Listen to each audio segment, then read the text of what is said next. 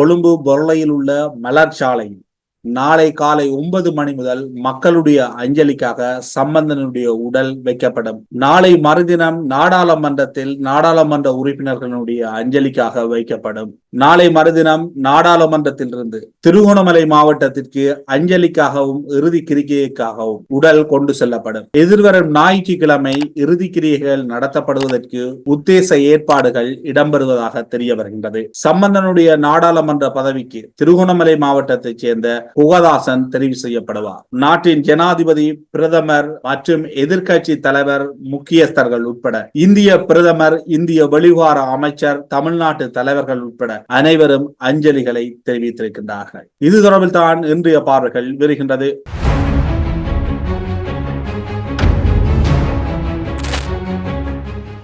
தமிழ் தேசிய கூட்டமைப்பின் தலைவரும் தமிழரசு கட்சியின் பெருந்தலைவராகவும் இருந்த ராதவூதியம் சம்பந்தன் நேற்றைய தினம் இரவு 11 மணி அளவில் கொழும்பில் உள்ள தனியார் மருத்துவமனையில் மரணமடைந்தார். அதனைத் தொடர்ந்து அவருக்கான அஞ்சலிகளை, அவருக்கான நினைவுகளை மீட்டு பல தலைவர்கள் தங்களுடைய அஞ்சலிகளை தெரிவித்து வருகின்றார்கள். கொழும்பு பொருளையில் உள்ள மலர் சாலையில் நாளைய தினம் 9 மணியிலிருந்து மக்களுடைய அஞ்சலிக்காக அவருடைய பூத உடல் வைக்கப்படும். அதன் பின்னர் நாளை மறுதினம் மதிய நேரமளவில் பூதவுடன் நாடாளுமன்றத்திற்கு எடுத்துச் செல்லப்பட்டு அங்கு அஞ்சலிக்காக வைக்கப்படும். அதன் பின்னர் அங்கிருந்து அன்னாருடைய மாவட்டமான திருகோணமலை மாவட்டத்துக்கு பூதவுடல் எடுத்துச் செல்லப்படும். இறுதி கிரிகைகள் தொடர்பில் இன்னும் உத்தியோகபூர்வமான முடிவுகள் எடுக்கப்படாமல் இருக்கின்ற சூழ்நிலையில் எதிர்வரும் ஞாயிற்றுக்கிழமைதான் இறுதி கிரிகைகள் இடம்பெறும் என உத்தேச தகவலை தமிழ் தேசிய கூட்டமைப்பின் ஊடக பேச்சாளர் எம். ஏ. சுமத்ரன் அவர்கள் வெளியிட்டிருக்கின்றார். தமிழரசு கட்சியின் மூத்த தலைவரும் நாடாளுமன்ற உறுப்பினருமான ரா சம்பந்தன் ஒரு தேசிய தலைவராக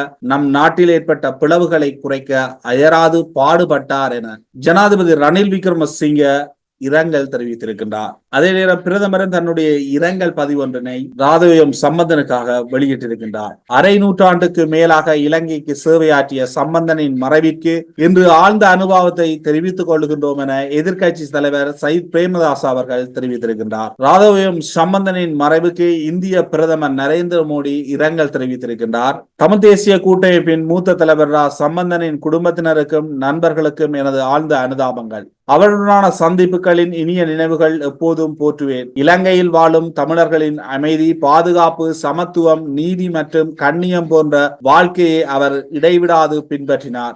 அவரது பிரிவால் துயரும் இலங்கையிலும் இந்தியாவிலும் உள்ள அவரது நண்பர்கள் மற்றும் உறவினர்களுக்கு ஆழ்ந்த இரங்கல்கள் என இந்திய பிரதமர் நரேந்திர மோடி அவர்கள் தனது ட்விட்டர் பதிவில் தெரிவித்திருக்கின்றார். சம்பந்தனுடைய மறைவை கேட்டு ஆழ்ந்த இரங்கல்களை தெரிவிப்பதாக இந்திய வெளிவார அமைச்சர் ஜெய்சங்கர் தன்னுடைய ட்விட்டர் பதிவில் இட்டிருக்கின்றார். இலங்கை தமிழ் தலைவர் ரா சம்பந்தனின் மறைவு செய்தி அறிந்து ஆழ்ந்த துயரடைந்தேன். பல தசாப்தமாக எனக்கும் அவருக்கும் இடையில் நடைபெற்ற பல்வேறு சந்திப்புகள் மற்றும் உரையாடல்களை இச்சந்தர்ப்பத்தில் நினைவு கொள்கின்றேன். இலங்கையில் உள்ள தமிழ் மக்களின் சமத்துவம், கௌரவம் மற்றும் நீதிக்கான போராட்டத்துக்காக அவர் தனது முழு வாழ்வையும் அர்ப்பணித்தார். அவரது குடும்பத்தினரும் அபிமானிகளுக்கும் ஆழ்ந்த அனுதாபங்கள் என இந்திய வெளியுறவு அமைச்சர் ஜெய்சங்கர் தன்னுடைய ட்விட்டர் பதிவில் தெரிவித்திருக்கின்றார். தமிழரசு கட்சியின் பெருந்தலைவரான ராதவூதியம் சம்பந்தனின் இழப்பு தமிழ் மக்களை பொறுத்தவரை காலத்தின் பேரிழப்பாகும் என தமிழரசு கட்சியின் நாடாளுமன்ற உறுப்பினர் சிவஞானம் ஸ்ரீதரன் தெரிவித்திருக்கின்றார். இலங்கை தமிழரசு கட்சியின் தலைவர் சம்பந்தனின் மறைவு தமிழ் சமூகத்துக்கு மட்டுமல்ல முழு நாட்டுக்குமே மிக பெரும் இழப்பென எம். ஏ. சுமத்ரன் அவர்கள் இரங்கல் தெரிவித்திருக்கின்றார். தமிழ் சமூகத்தின் அசைக்க முடியாத அரசியல்வாதியும் உயர்ந்த ஆளுமையும் உள்ளமான ரா சம்பந்தனின் மறைவு ஆழ்ந்த கவலை அளிக்கின்றது என வெளிவிவகார அமைச்சர் அலி ஷப்ரி தெரிவித்திருக்கின்றார். கொள்கை வேறு, கோட்டை வேறு, ஆனாலும் அஞ்சலிகள் என கடத்தொழில் அமைச்சர் டக்ளஸ் தேவானந்தா ரா சம்பந்தனின் மறைவுக்கு இரங்கல் தெரிவித்திருக்கின்றார். திருகோணமலை மாவட்டத்தின் தமிழர் பிரதிநிதித்துவத்தின் இறுதி நம்பிக்கையாக திறந்த சம்பந்தனின் இழப்பு ஈடு செய்ய முடியாதது என ஸ்ரீலங்கா சுதந்திர கட்சியின் யாழ் மாவட்ட நாடாளுமன்ற உறுப்பினரான அங்கேயன் ராமநாதன் இரங்கல் தெரிவித்திருக்கின்றார். இலங்கை தமிழரசு கட்சியின் மூத்த தலைவரும் தமிழ் தேசிய கூட்டமைப்பின் தலைவருமான ரா சம்பந்தன் மறைவுக்கு நீர்வளங்கள் மற்றும் தோட்ட உள்கட்டமைப்பு வசதிகள் அபிவிருத்தி அமைச்சர் நாடாளுமன்ற உறுப்பினருமான ஜீவன் தொண்டமான் தனது இரங்கலை தெரிவித்திருக்கின்றார்.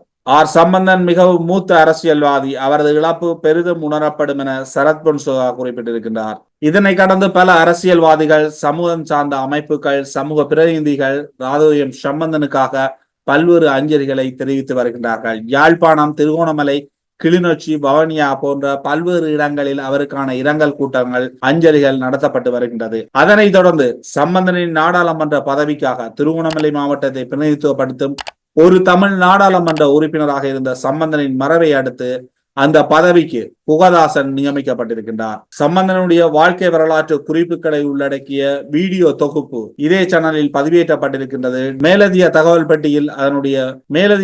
பட்டியில் அதனுடைய வீடியோ லிங்க் இருக்கின்றது. அதனை முழுமையாக பார்த்து தெரிந்து கொள்ளுங்கள் சம்பந்தனுடைய வரலாற்று குறிப்புகளை. இன்னும் ஒரு பார்வையில் சந்திப்போம். நன்றி, வணக்கம்.